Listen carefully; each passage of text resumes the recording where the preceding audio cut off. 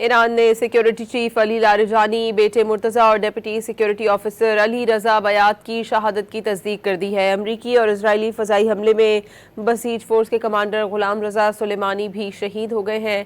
ایران کے قومی سلامتی کونسل کی تصدیق کے بعد علی لاریجانی کے ایکس اکاؤنٹ سے بھی ان کی شہادت کا پیغام جاری ہوا، جس میں کہا گیا کہ خدا کا بندہ اپنے رب سے جا ملا۔ ایرانی خبر ایجنسی کے مطابق علی لاریجانی کو مشرقی تہران میں اس وقت نشانہ بنایا گیا جب وہ اپنی بیٹی سے ملنے گئے تھے۔ قومی سلامتی کونسل سیکریٹریٹ سے جاری بیان میں کہا گیا کہ علی لاریجانی، ان کے بیٹے مرتضیٰ لاریجانی، کونسل کے deputy security officer Ali Raza بیات اور محافظوں کے ایک گروپ کے ساتھ شہید ہو گئے۔ علی لاریجانی کو آخری بار 13 مارچ کو تہران میں یوم القدس کی ریلی کے دوران دیکھا گیا تھا۔ علی لاریجانی ایران کی طاقتور ترین شخصیات میں شمار کیے جاتے تھے۔ انہوں نے آیت اللہ خامنائی کے سینئر مشیر کے طور پر خدمات انجام دی۔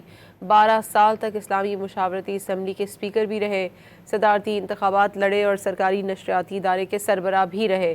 عرب میڈیا کے مطابق علی لاریجانی کی شہادت کے بعد سابق سیکریٹری قومی سلامتی کو ان کی جگہ تعینات کیے جانے کا امکان ہے۔